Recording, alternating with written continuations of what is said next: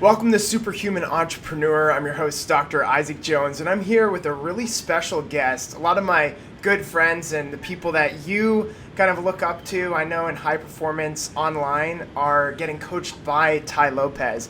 Tai has the second largest book club in the world. That's right, you heard that correctly. He's also an investor. He just got back from a world tour where he was presenting at top business schools and universities around the world. And he just also finished a TED Talk entitled Why Read a Book a Day. So Tai, I'm so really excited to have this conversation with you. It's a real honor and privilege to have you on this call. Well, thanks for making time and having me on. I appreciate it. Of course, of course. So I'd love to learn how you actually started. What actually got you to living the life of high performance and superhuman entrepreneur that you really are today? It's remarkable that you read a book a day. I know that you're also juggling a lot of different businesses, investments, etc. How did you get to the level that you're at right now? What kind of started you down this path? Well, first of all, I always say it's like basketball. There's always someone better and someone worse. Right. So I don't know if I'm superhuman. I like the title, though. It's a catchy one. I was like Superman when I was a little kid. But yeah. for me, I think it's the same pattern that I recommend to anybody, which is, and I didn't do these, unfortunately, exactly in the right order or the order I would prefer. But over time, I started as an entrepreneur around 18 years old, right out of high school. Wow. And the first ingredient that I don't know if it's Jim Collins in his book, he wrote Built to Last and Good Yes. and all these. And he says, as he studies successful people, there's not that many luck events. It's not luck that gets people. But he said there is one thing that he would consider a luck event, and it's not what happened to you, it's who happened to you, meaning who you bumped into. Right. So I was lucky enough right out of high school, I had a luck event where I bumped into this guy, Joel Salatin, who was doing I was his first apprentice / mentor, mentee, and I ended up living on his farm for 2.5 years. Wow. And from there, met other mentors. So I've ended up really with, depending on how you count, I have I've had 5 mentors. So I think that's ingredient number one. In my TED Talk, I talked about everybody wants the good life, but not everybody gets the good life. And one of those things is you have to be humble enough to be like the billionaire Charlie Munger when he said, I believe in the discipline of learning from the best people. I don't think anybody's smart enough to just sit in a room and think it all up themselves. Right. So I was fortunate enough, without even knowing really, to bump into that mentality. And that is, for you and anyone listening, you will generally be like Sir Isaac Newton. If I'm tall or if I'm great, it's because I'm standing on the shoulder of giants. I think that now the world is so complex, 7 billion people, mass specialization in anything. I'm reading this book, can't even remember now. I try to read a lot. I end up reading a lot of books, but and I end up forgetting the title. But I care. Who cares about the title, right? I'll think of it in a second. I care about the substance more. Joel Salatin used to tell me, function over form, meaning Right. What was the book about? Who cares who wrote it? But or who cares the title? But the book basically said the rate of knowledge in the world right now. Take biology. I know you're a doctor about health. The rate is doubling the amount of knowledge about every year. Yeah.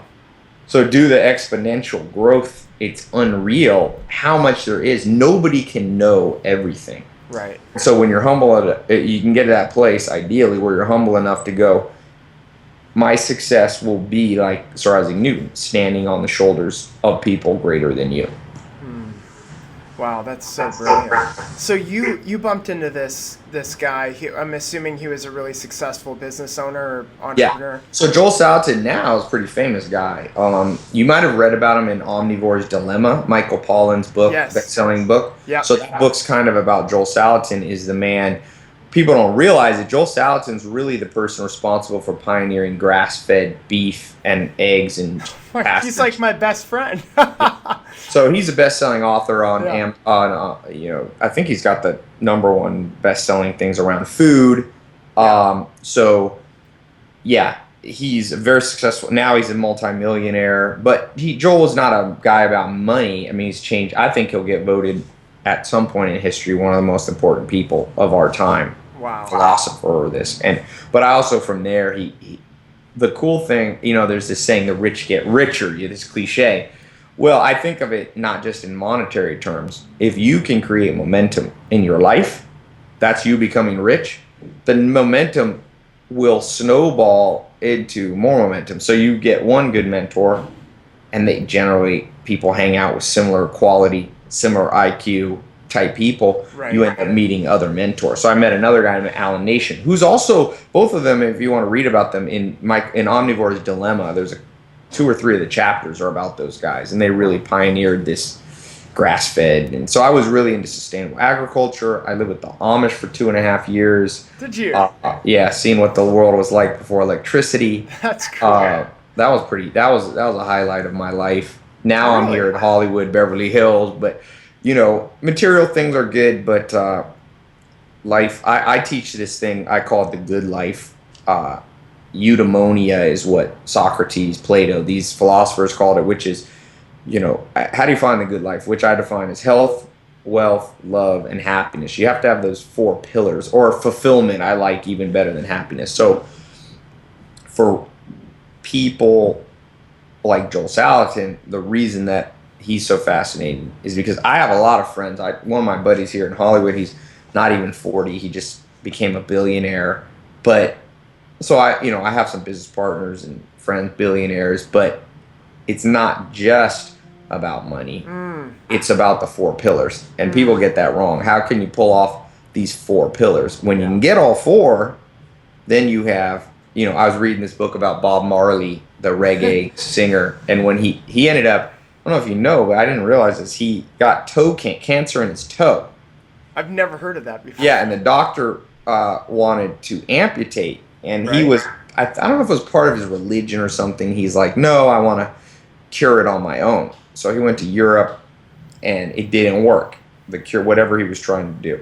Yeah. So the cancer spread throughout his body, so this is what he ended up dying, and he was relatively young, but his son Ziggy was at the hospital bed, at his deathbed, and his son said, Bob Marley's last words were, "Money can't buy life."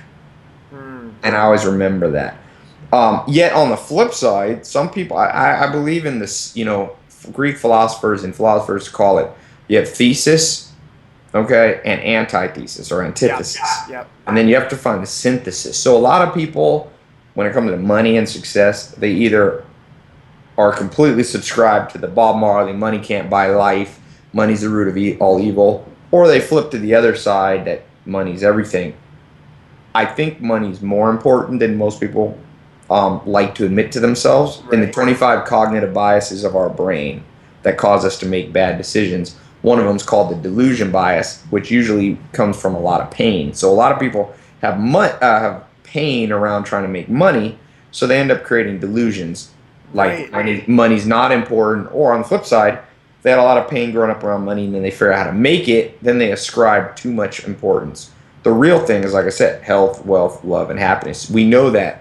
Jonathan Haidt, Martin Seligman, Dr. David Buss, these guys who study happiness, or Mikhail Csikszentmihalyi, these top guys, you have to have this 4-part thing. Oh, you have his book there. Yeah. Hard name to pronounce, but I'm like, I don't like to downplay money, right, or elevate it.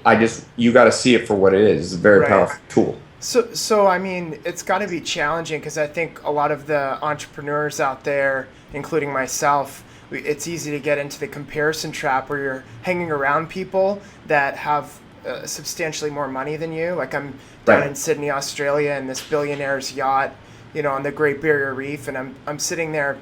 This is completely opening my mind, my world to something like completely different. Having conversations with them just expands your brain. And for me, I went back to America, and I was like, dang, I'm like, what can I do to, you know what I'm saying? So you kind of get into this comparison trap of comparing where perhaps your mentors are. And I think perhaps it could be healthy because it helps you drive Right. towards becoming more successful. But then there's a line where true happiness isn't found in you constantly focusing on where your vision is, but it's in kind of living in the being present conscious, living in the moment and enjoying the journey. Do you know what I'm saying? But what's your take on that? Well, I mean, there's a ton in what you said. There's a lot we could talk about there, but a couple thoughts. I call it one of the things I talk about in this TED talk that people kind of like is this concept of the law of 33%, which says you should spread out. You got about 16 hours awake a day. Yeah. So you divide it into around 5-hour blocks. Yeah. And this isn't always practical every day, but a general sense of life. And you spend 33% of your time around people lower than you in terms of accomplishment. Right. So those are people maybe work for you, maybe they're your own kids. Yeah. These are people you help. You're their mentors.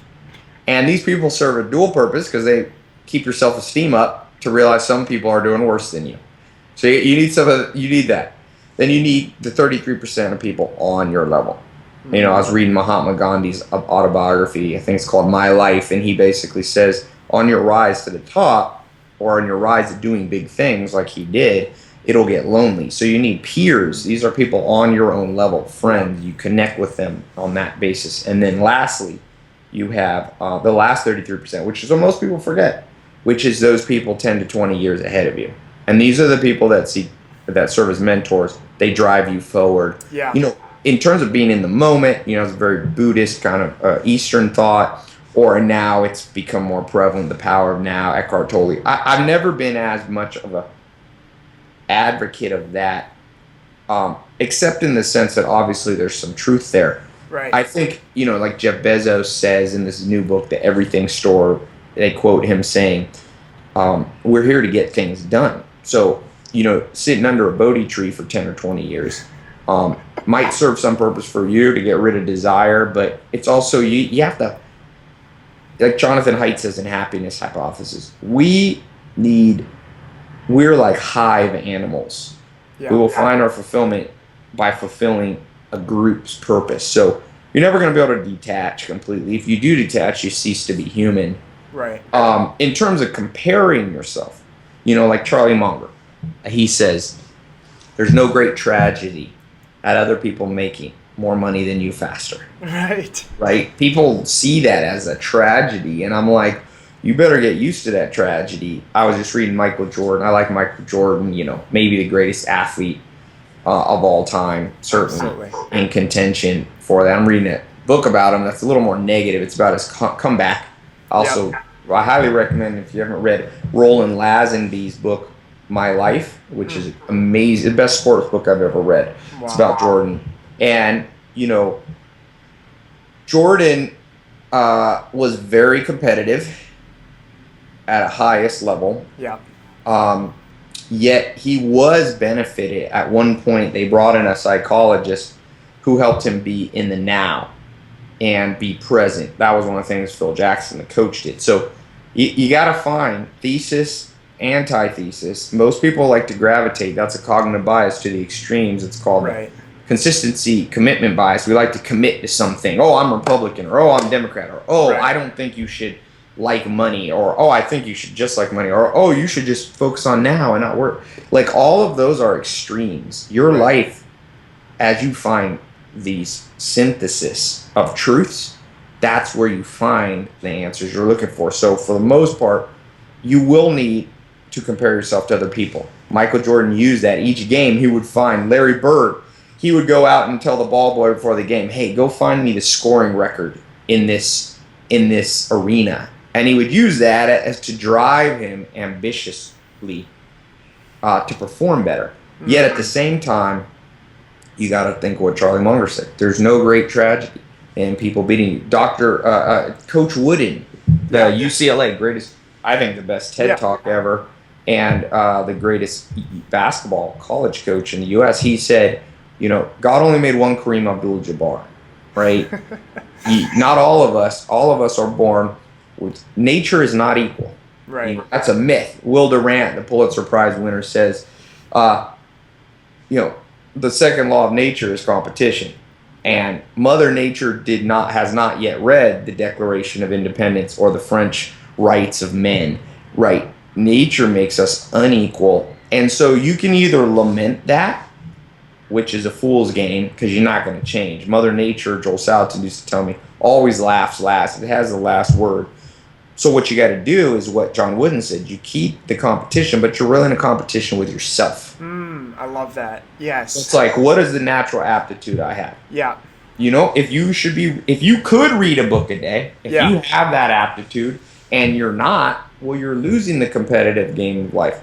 But if that's not you and you have other skills, then double down on the things that you're good at. And each person, I call that, I have this program I recorded. Basically, I give it away for free. I send a book with it for a few bucks to cover the shipping. But it's the University College London says it takes about 67 days to change a habit. Right. 66 days, they say, on average. So I added one for good luck, 67 days. So I recorded 67 videos, one a day. Yeah. On the mindset of the greatest people throughout history. Yeah. And, you know, these are those things that I'm talking about like now. And, you know, one of these things is you have got to be able to find synthesis in life, or you will be swayed from one camp to the other. There's an ancient proverb that says, every man's argument sounds good till you hear the other side. Right. So you'll hear people talk about, oh, don't care about money. Well, that sounds great till you consider the fact that, like Daniel Kahneman, the Nobel Prize winning economist, says, happiness does increase as you make money. It does, yeah. Yeah, especially at a certain threshold when you're at a level I call scarcity, which in most of the Western world is under about 70,000. If you're under that, you're operating, even on a brain scanner, higher levels of stress hormones. All those things you're that saying make us happy. 70,000 in debt, you're saying? Or? No, a year of income. If you're below that, generally you can get a big boost in happiness by making more money. Right. So on a marginal, if you look at the marginal reaction, you get a big reaction at a certain point when you're in scarcity. Yeah. Right? But as it goes up, it begins to taper off how much benefit. So if you make 10 million and then you jump to 11 million, you will get a small increase in happiness.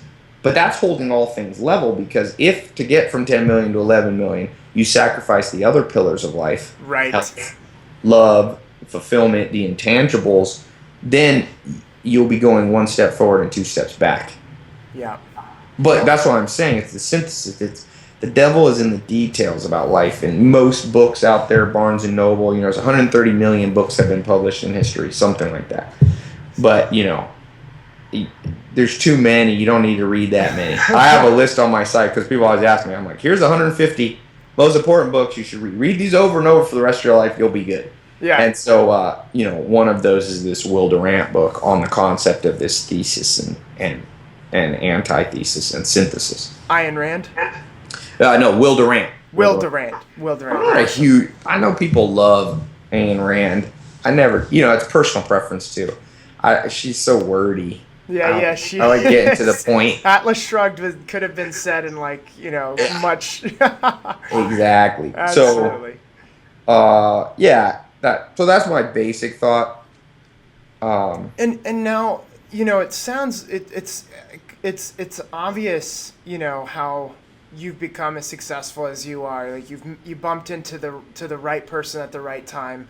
Right, which I'm sure you can increase your luck around that by maybe like surrounding yourself in certain business circles or golf clubs or something like that, where you can maybe bump into these people. But like beyond that, it does take 66 days roughly to form a habit, which a lot of people don't realize. One of the habit transformation experts talked about that in one of the interviews in the High Performance Health Summit.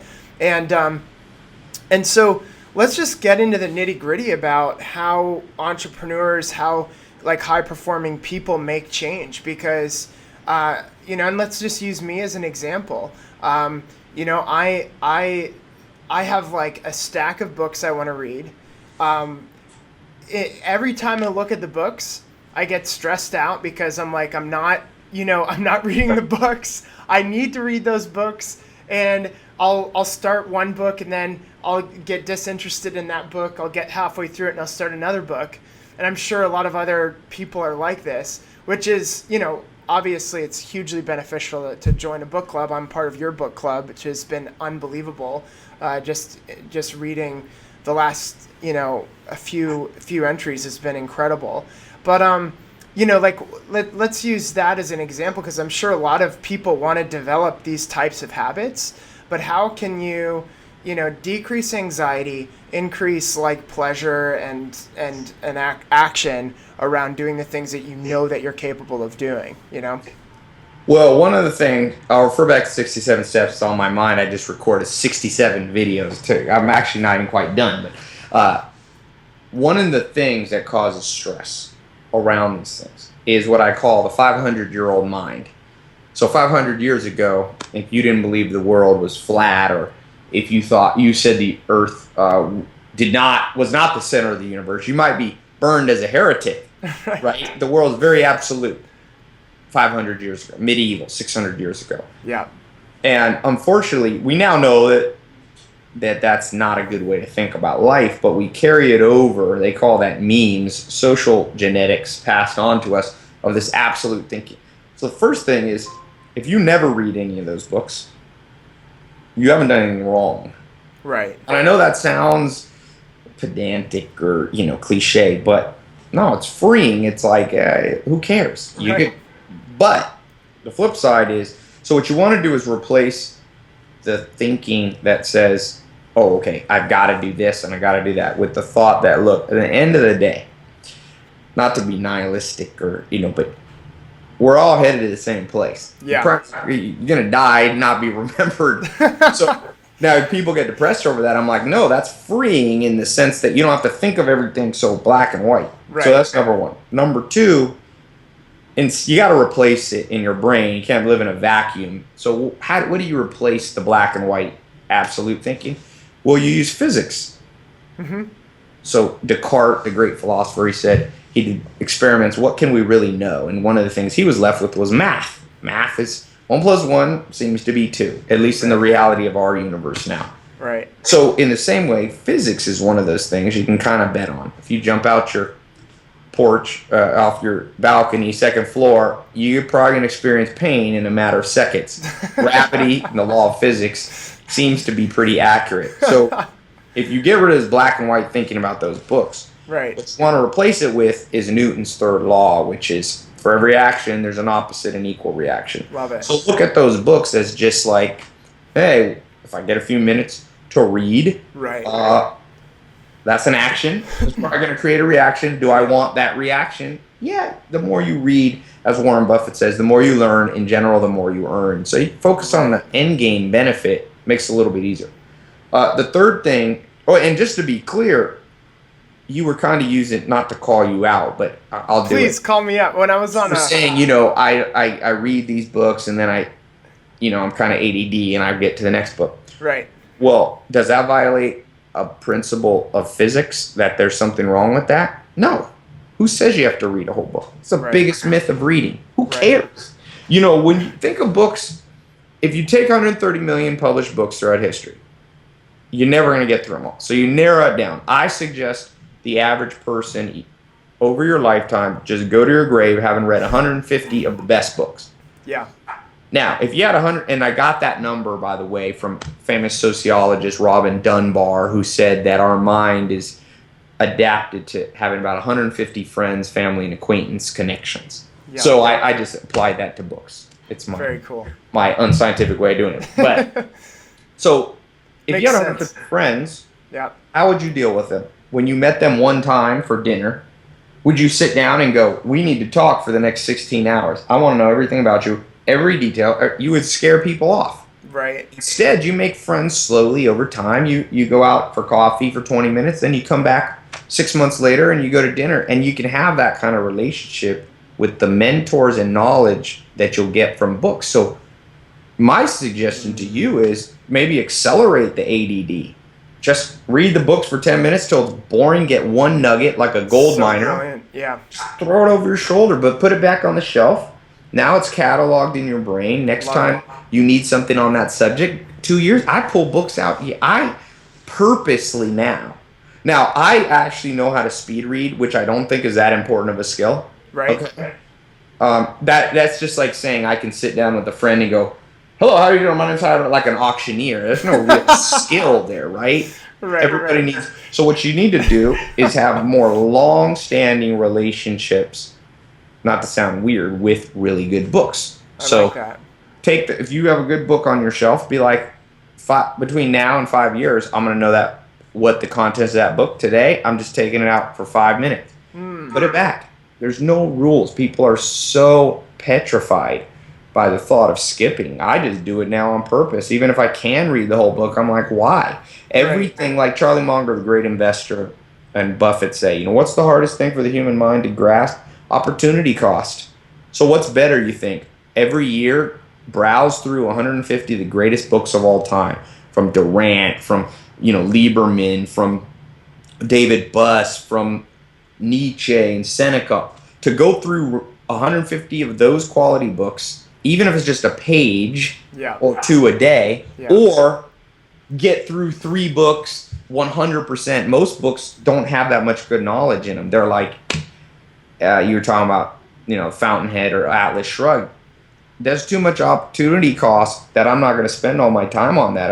I could go through 10 books, not to call out Ayn Rand, but I'm like, there are some books, so when it comes to books, I recommend you break out your reading into 3 sections. Yeah. So in the morning for breakfast, I call it the soap of the mind. We're bombarded by, on average, about 2,000 advertisements a day. Stupid stuff. People, like the saying goes, if you're playing poker for 30 minutes and you don't know who the sucker in the room is, you're the sucker. Right. So in life, if you're going through life not knowing who the sucker is, it's you. And advertisements and Hollywood and consumerism, they don't care about you. They want your money. And that's not, I'm not anti-capitalist or anything. Right. Just like when I'm in a poker room, I'm not mad at other people for wanting their best interest, but I'm also not the sucker who goes, oh, everybody here is in it for me. No, they're here to win their money. Right. And that makes the world go round. So in the morning, you need to take just over breakfast, 5-10 minutes, read a classic book, 1 page from Seneca, 1 page from Voltaire, 1 page from Rousseau, just something that stood the test of time, Aristotle, Plato. Just a thought, just that. You don't have to do it your whole breakfast, a few minutes. Yeah. And that's like the soap of the brain. Instead of a consumer mind, you're retooling and retweaking the hardwiring of your brain. Then during the day, at some point, Ben Greenfield's really big on taking naps. Yeah. So great way to fall asleep. And there's a good book, The Story of the Human Body. I don't know if you've read that. I think it's the best health book out there right now. It's by a Harvard paleo anthropologist. Lieberman's his name. And he says, a lot of times people have problems sleeping because it's too quiet and there's no activity. He said our brains adapted to falling asleep with some cricket noises and some thunderstorms and talking going on. You're in a village. And so reading a book is like, kind of getting your brain quieted without completely quieting. So what I like to do is take a nap every day, bring a how-to book. Yeah. So whatever career you're in, whatever's on your mind as a practical skill, read a practical book. Right.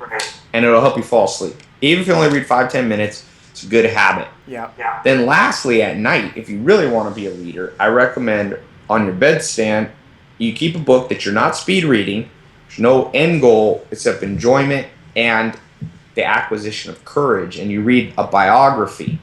Best way to get, because you need courage in life. Life will throw you tremendous blows. Death, betrayal, all those, divorce, theft, all those things, no matter how well you live, will be thrown at you, and you're going to need courage. And the best way, I tell people, read Kentucky, read Arnold Schwarzenegger's autobiography, read, I've got the one by Jerry Weintraub, read any number. Oh, hey, can you get this plugged in, Josh? Yeah, what's that? We're just losing, the computers needs to be plugged in, tell Ben. Yeah. It's losing battery. So at night, I recommend you read that kind of biography. And so you don't always have to do that every day, but that's a nice pattern.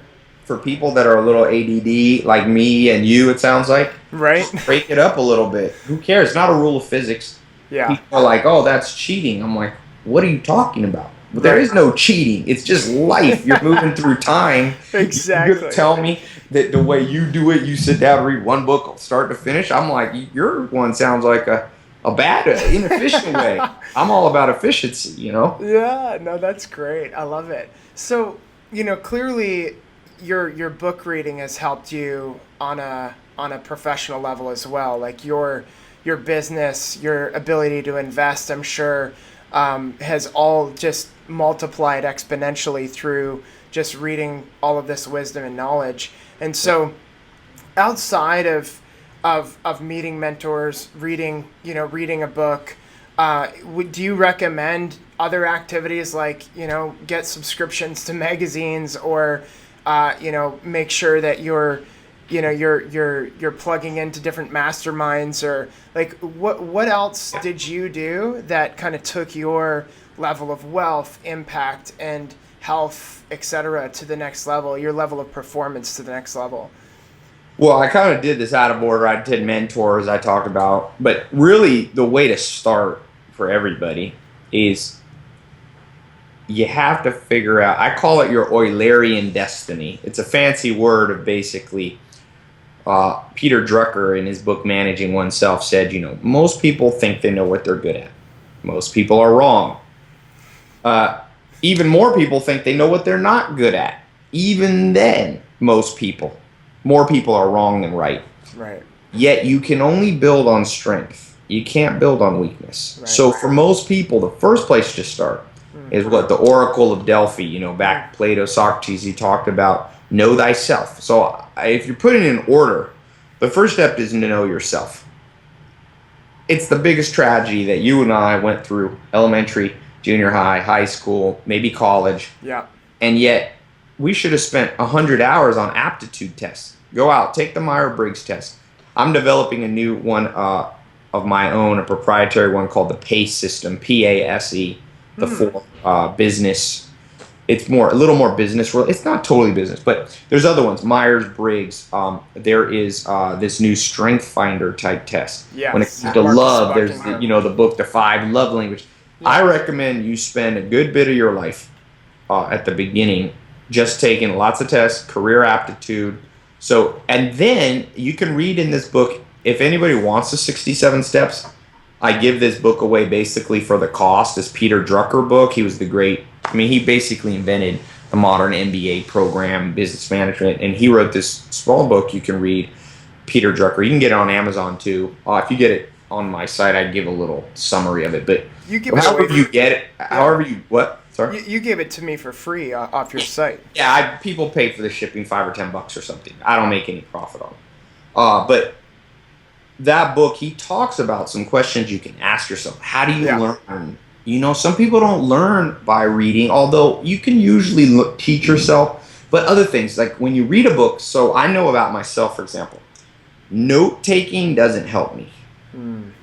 It only helps me if I'm going to do a talk later, being able to remember. But in terms of comprehending and recall, notes aren't important. What's important for me is after I read a book to talk about it or give us a talk on YouTube. I tell people, make your own private video. You don't have to even share it with anybody. Yeah. Know how you learn. Yeah. What your values are. Know what, I tell people, know what makes you tap dance out of bed. It could be anything. It can be art. It could be, don't listen to people that say you can't make money in certain industries. It's all BS. If you look at the Forbes list, 440 self-made billionaires in the world. It's all over. There is no one dominant category. The closest to a dominant category is investors. Yeah. And there's about 77 investors, and they're all over the place in what they invest in. So you first figure out yourself. Then the second thing is the refinement of a very simple one-sentence destiny. What are you here to do? Because the power comes from focus. Even before books and mentors, you don't know what kind of mentor to get, and if you don't know your end game goal. So I call that your end game goal. So there's a process that I have in the 67 steps, 5 questions you ask yourself. It'd be too long to do in this, but basically you find out your unique destiny. You must operate from positions of advantage, both economically and I don't mean taking advantage of people. I mean, what's your natural, what is that thing that comes relatively natural to you? If you don't know that, everything else goes for nothing. You can read, you can develop habits and skills, but Joel Salatin used to tell me, Tyler, the worst thing in the world is being good at the wrong thing. Most people are good at the wrong thing. Right. That's a tragedy. You go to your grave going, whoa. Yeah. You know, someone in my family, they should have been, they were very extroverted. They fed off the energy of people. And instead of being like, they should have been, they were great at music, should have been a musician, should have owned a restaurant, been out there talking to people. Instead, they went into computer programming and spent 30 years in cubicles, never knowing themselves enough to go, there's no end game goal here. There's just passing, like Seneca says in The Shortness of Life. Most people don't live, they just pass time. And if you're not doing that thing you're uniquely suited to, you're just passing time. If you look at the great people who have massive impact, I'm talking whether it be financially, Bill Gates, at 12 years old, he got a one-sentence destiny, focused on one thing. What was it? Software. Computer. He liked computer. Warren Buffett liked investing money from 7 years old. Wow. Took him 50 years to be the Warren Buffett we know. So there's this misconception of the time needed. People, I'm good at lots of stuff. Oh, I'm like, no, you can't be good at a lot of things. If Warren Buffett and Bill Gates took 20 years, and these are men of immense natural aptitude and IQ, what about you and I, average people? We're not going to be able to pull that off. So you need that focused one sense. For me, at this point, and I use this to guide my business activity, mine is I spread good ideas using mass media. 7 words. Wow. So I'm interested in investing. Someone says you want to invest in a restaurant. I'm like, well, that didn't really spread ideas. So it's a great business for you. It might be your strength. Yeah. I'm a horrible cook. So for me to build on weakness is to be a fool's game. It's to be cocky to think you can build on weakness as compared to somebody who's naturally talented and open a restaurant. Right. Yeah, when it comes to ideas, this is something part of my destiny from 1 or 2 years old. I've been around people, my mom was a single mom, raised by my grandparents my mom's side is very intellectual and was around professors and things.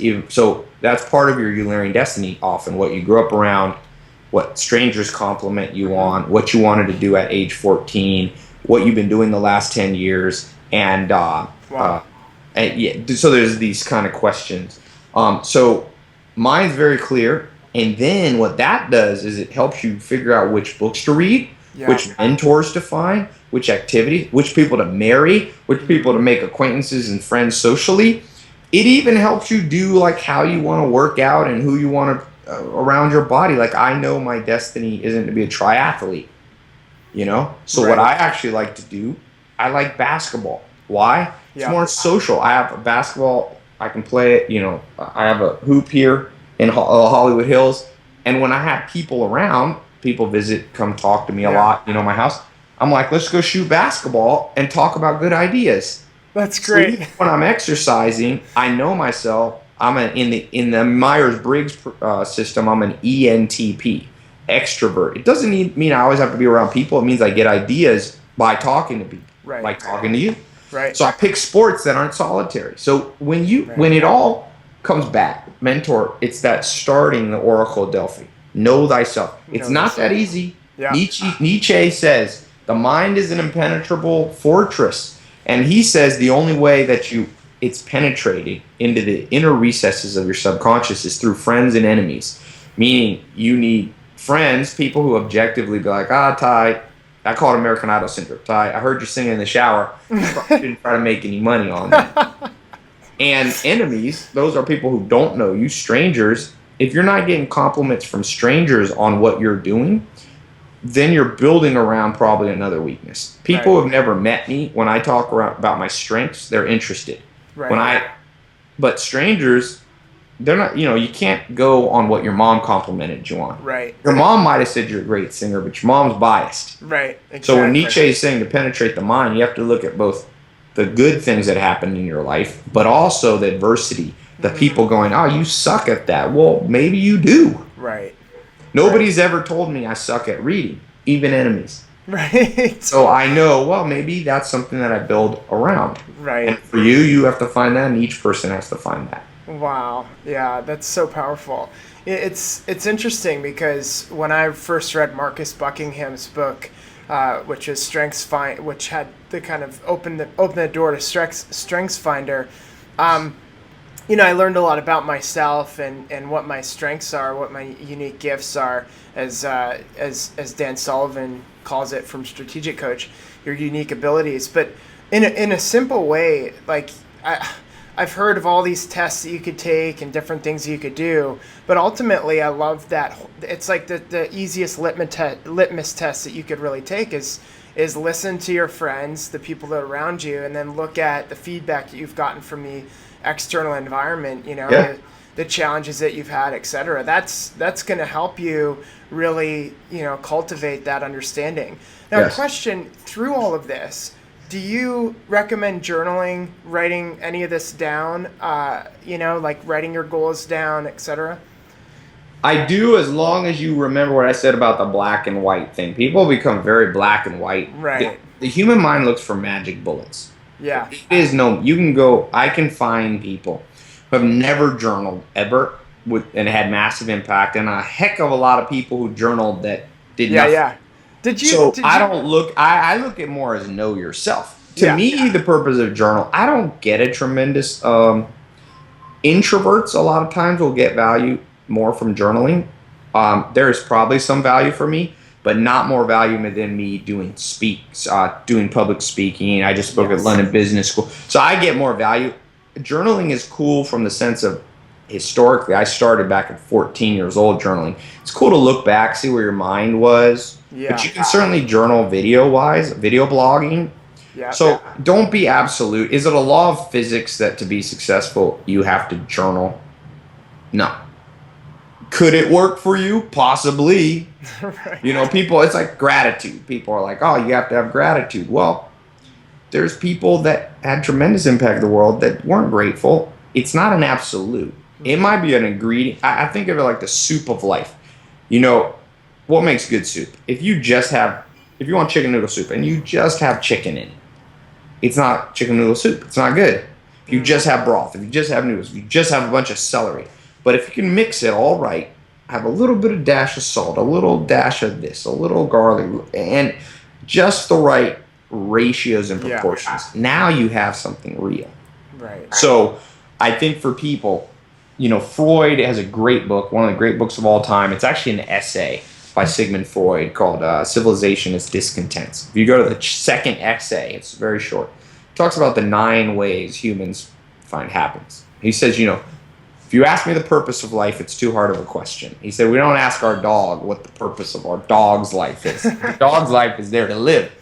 But he says, if you ask what humans try to aspire to, he said, I can tell you that they move towards happiness. They move towards intense pleasure and away from pain and discomfort. Yeah. And he said, and as he goes through, he says about 9 ways people move towards happiness.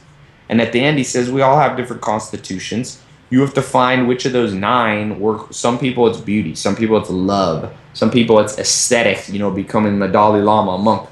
Other people it's chemicals, people like to drink, or even athletes, they like to get the rush. Other people, it is through beauty and art and all those things. And that's the soup that you must compile for yourself. And it is hard. It takes patience to compile it, but the end game reward is so big that you wouldn't want to miss out on that. Now, one last thing I'll say, I mentioned knowing thyself through tests and friends and enemies, and I talked about defining a 1-sentence Eulerian destiny. Mine's about 7 words. The third thing we talk about mentors and books is 4. There's a 5th one, which you have to, people ask me, I'm an investor. They go, what's the best investment I can make? And I say, well, say, how much money do you have? People, I got $10,000. Okay, well, let's say we invest that in a solid investment and you get 10%, which is pretty strong return, in the stock market, let's say. Right. So now at the end of the year, 12 months from now, you're going to have $11,000. What's the change in your life going to be? What's the marginal impact from having 10,000 in your bank account to 11? Or let's say you're an amazing investor and you grow 50%. So now you have 15,000. And even with the rule of 72 and exponential growth, if you grow up 15%, it still takes you 6 years to double your money. So I say this is not a very good way to get wealthy. In fact, the wealthiest people in the world, none of them made it from traditional stock market investing. Right. So what should you invest in? The big bang for the buck throughout history in every measure is doubling down on your own brain. So I say spend 20-30% of your disposable income on education. That is the one thing. As long as you wear a helmet when you drive a motorcycle, don't knock yourself out and get amnesia. It's pretty much safe up there, Yeah. So you should double down on seminars.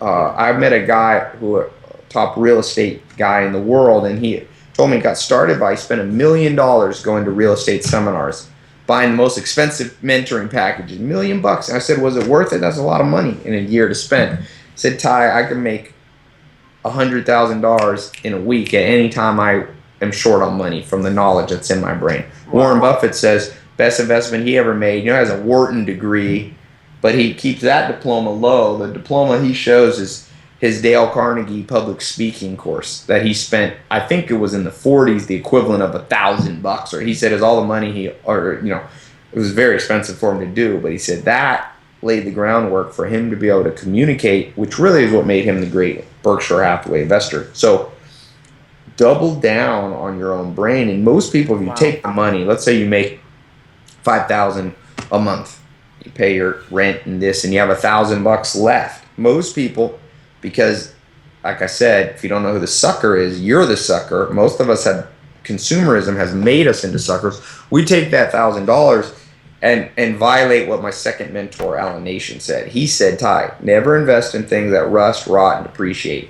People invest in flat screen TVs. They invest in trip to Disneyland. Not that any of these things are bad, but what's the end game goal? Like, what you want is what's called a Pareto efficiency, a win-win, meaning in the short term you're happy, and in the long term you have value from it. It's a long-term and a short-term investment in yourself. So go to a conference that's in a cool place. You get to travel, you get fun, but you also are doubling down on yourself, which will reap rewards for the next 1, 2, 10, 50 years. Yeah. So you have to put, those are the 5 things that you must do. And it sounds easy. And the hard part is as you make more money, you make 10 grand disposable income after you pay your bills and your taxes.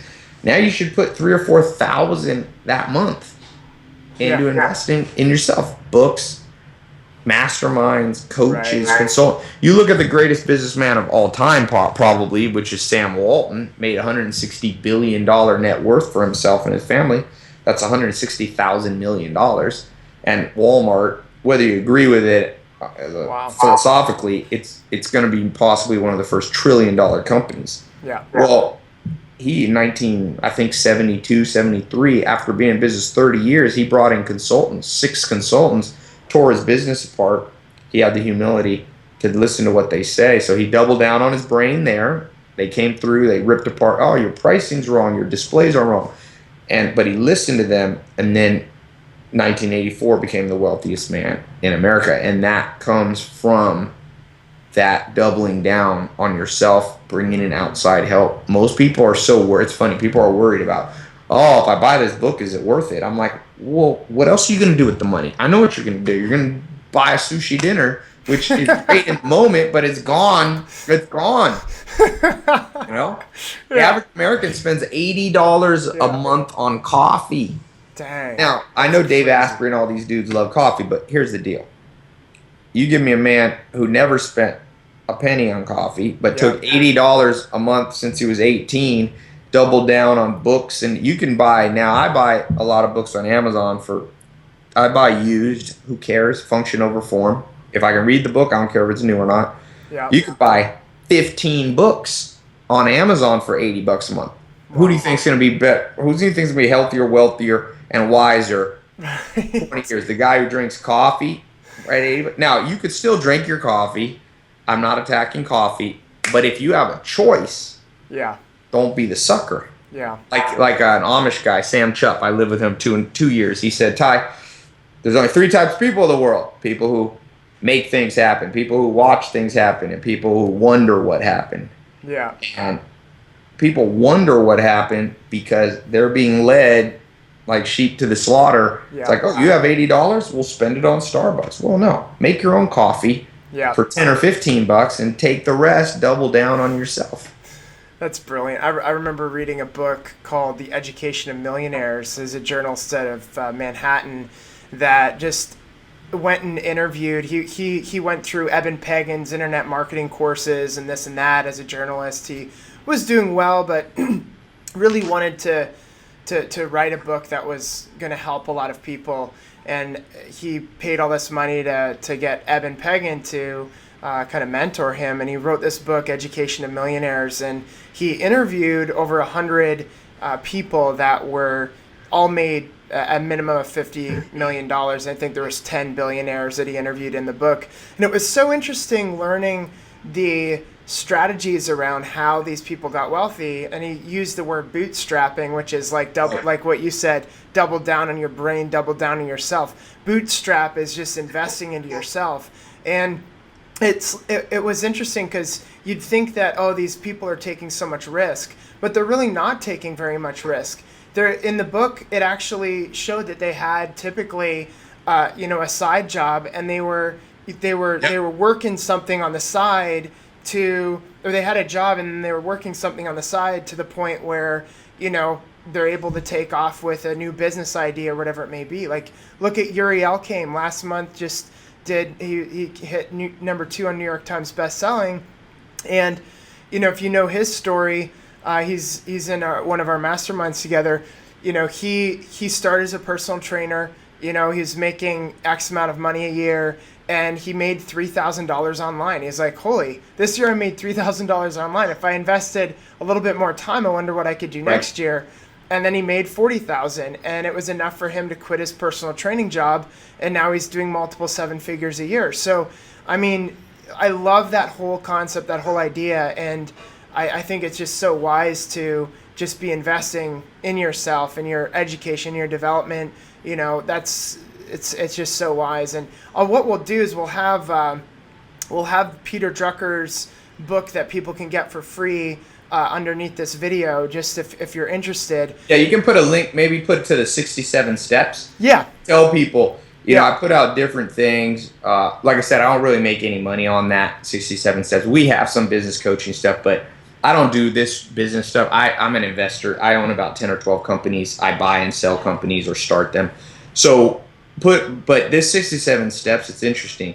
I've never done something. I think I'm going to have about 1 million comments per year at the current posting rate of people going through the program. It's insane. Wow. So you can join into this 67 steps. And yeah, we'll send a book with that.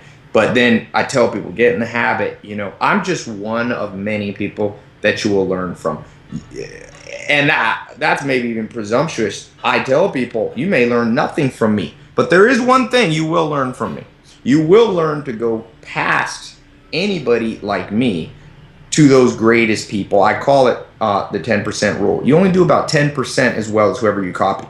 So if you want to learn basketball, don't learn from your neighbor, because if he's pretty good and you're 10% of pretty good, that's not very good. Right. So learn from my brother Ben that was in here earlier. I said, Ben, he wanted to learn basketball.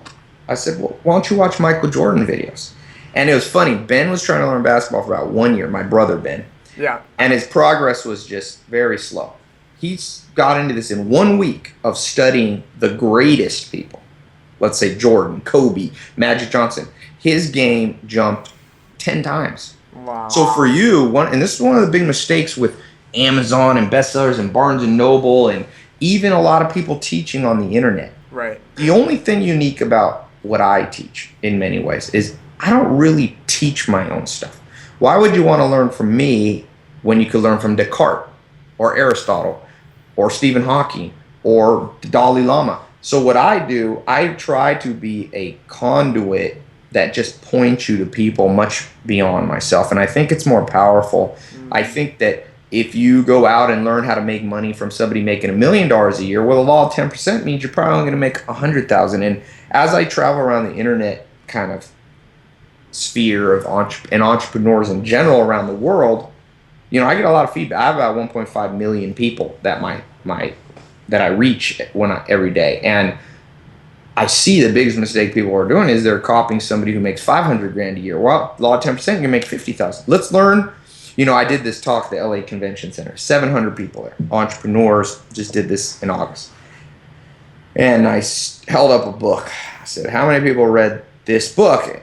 And I think I had The Lean Startup, or I had 4-Hour Work Week by Tim Ferriss, and the whole place raised their hand. Yeah. Then I had another book. I said, "How many people read this book?" And it's called Made in America by Sam Walton, his autobiography. He wrote it on his deathbed. One guy raised his hand out of 700. And I talked to him later. He said, "Oh, I'm on your book club. That's why I know about that book." Well, now, that book you can get used for $1 or $2, the Sam Walton one. These other ones are being pushed. Now, again, no disrespect to 4-Hour Work Week or The Lean Startup. Those are all books you can read. But think. You know, sometimes people ask me, "How do you become a millionaire?" I'm like, think, my friend, on your own. Don't be a pawn. I say most people are zombies chasing mirages. They're just unthinking, chasing something that doesn't even exist. There's no short work week if you want to have impact in the world. So this book here, I said, this book is by a man who made $160 billion. That's $160,000 million. That's more than Mark Zuckerberg, Bill Gates, Warren Buffett, and Steve Jobs combined. What? And certainly more than all the New York Times best-selling guys. Yeah. Why would you want to read these? You can read those, but you have to read in order, my friend. Right. You give respect to the people who's due. When you're on a basketball court and you can learn from anybody, you don't start learning basketball from me when Michael Jordan's standing right there. But Right. we're all the sucker because advertisements and Barnes & Noble makes no money selling a $3 book. Right. So they want to push you to the hardcover book of whatever the latest and greatest. So don't be that person. And that's why I say the one message that I have that may be unique, I hope maybe I'm fooling myself, but you must go beyond anybody and follow what Charlie Munger says. Listen to the eminent dead, those great people who may no longer be with us, whether it's Gandhi, Mother Teresa, Darwin, Freud, whoever. They're so much more intelligent than anything I could ever attempt to come up with on my own. Wow. So that's what 67 Steps we go through, not necessarily my thoughts, but a compilation of these great people's thoughts. Incredible. Tai, thank you so much for thanks for having me. Investing the time with us today. Really, really appreciate it. You're just full of wisdom, and I can completely see how you just, you're a conduit. You essentially just want to reflect wisdom to the world through just giving amazing ideas from past and current thinkers to people listening. So thank you again. We're going to have a link underneath this video so you can get access to that free book. And one other thing, the 67 Steps, if for whatever reason you don't want to be in that, join my free email, my book of the day. So that's just a free newsletter on tailopez.com that they can join, and just we go through summaries. One quick way to read books is let somebody else read them for you. So I do that, and I don't always send them every day, but I try to get them.